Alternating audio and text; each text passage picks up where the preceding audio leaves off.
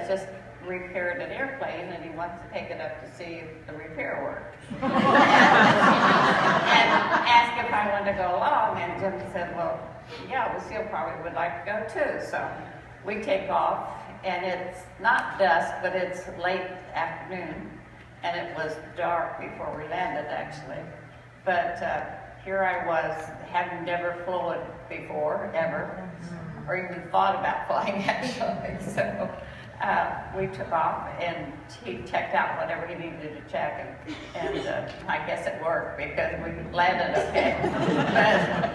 But when we landed, there were no runway lights and things like there are today. I think the only light we had was a light from the airplane itself, and I don't remember, maybe there was one on the base, or the airport, but not like it is today, a lot different. So I went back and looked at my dad's notes about that event, and he had written these after he had come back from the war, and actually I think it was during the time he was at Purdue, and he made the comment that it wasn't very smart of him to take his future bride on a test flight for days. He didn't know you were the future bride at that point. Yeah, so apparently you were expendable at that point. Well, I've already shared with you through the slides that they just decided he would enlist. And Mom, tell us, what was the atmosphere of our country? You were in the Midwest, and they lived in Champaign-Urbana, Illinois. Was it just something everybody did, or did you have a lot of family conversation about enlisting? Well, I don't know what you told them, but we were sitting in front of a radio like that one Sunday afternoon on December the 7th, 1941. Yes. And that was kind of a changing period in many people's lives at that time. And we proceeded with days ahead, knowing that most young men would go to the service one way or the other. And Jim preferred to be able to fly, so he enlisted at the airport at that time. I'm going to take a quick break. Barry, would it help you if we put Mom's mic on her other lapel? No, actually, she sounds great. Okay. All right, just wanted to make sure that you were hearing all this. Mm-hmm. Okay, so he enlisted in 1942. In 1942, right. And I want to move to the story about your wedding. Okay. And how did you decide that you would get married in January? Like, how did you pick that time frame? Well, it just really worked out that way because my husband's father had been quite ill, and he had been responsible for helping the family at that time. He was the only child at home. Excuse me. But his dad was better and working again, and things were settling down as far as his household was concerned. So we knew we couldn't get married while he was helping with his dad and everything. So we thought this was a break that would give us the opportunity to go ahead and get married. So after he started training, we just decided to do that. Okay, so tell us a little bit about that train ride down in Montgomery.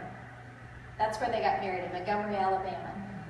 Well, remember, I'm a small town girl, very naive, and had probably ridden the train to Chicago once or twice in my career at that time.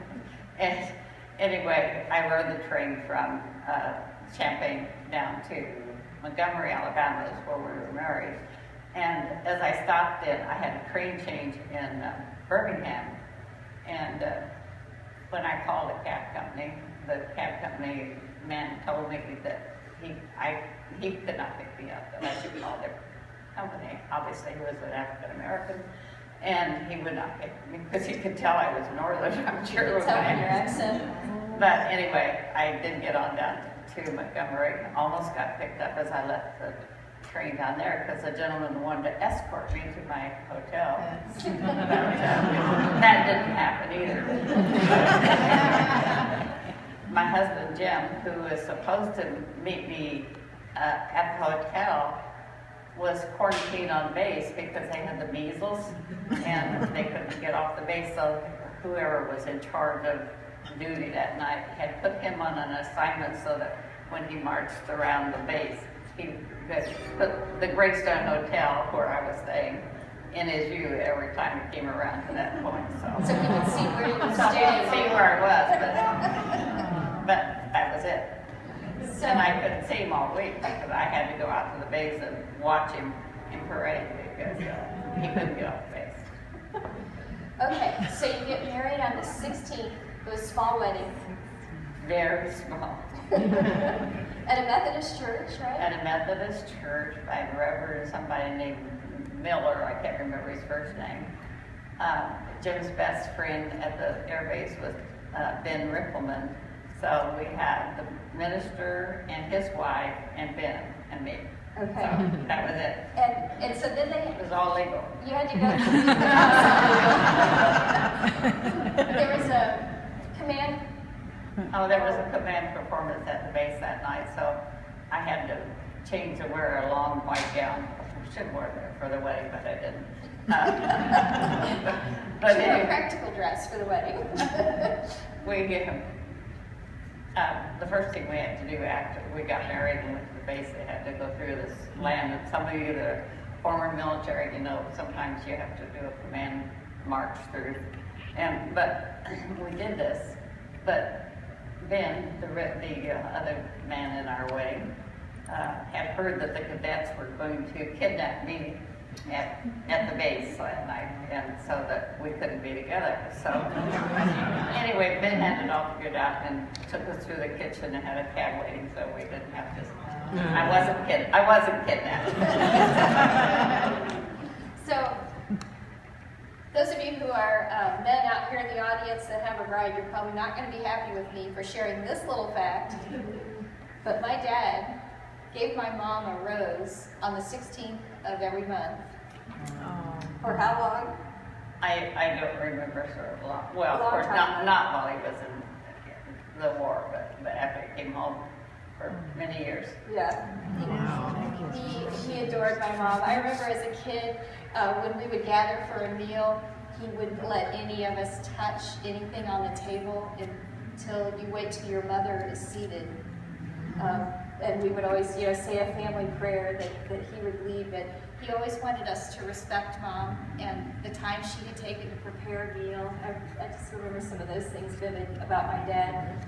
The last 6 or 7 years of his life, he had some dementia, and so Mom was his caregiver for that period of time. But he would come in and out of moments of clarity, and his older memories actually stayed intact. Like, you could sit in a conversation with him and ask him to describe the cockpit of a B-24. He could do that with great clarity, but he wouldn't remember your name for more than 10 seconds. But my mom would pass through the room as my dad and I would be chatting about something, and even with his dementia, he'd look at me and he'd go, "Do you see why I'm a leg man?"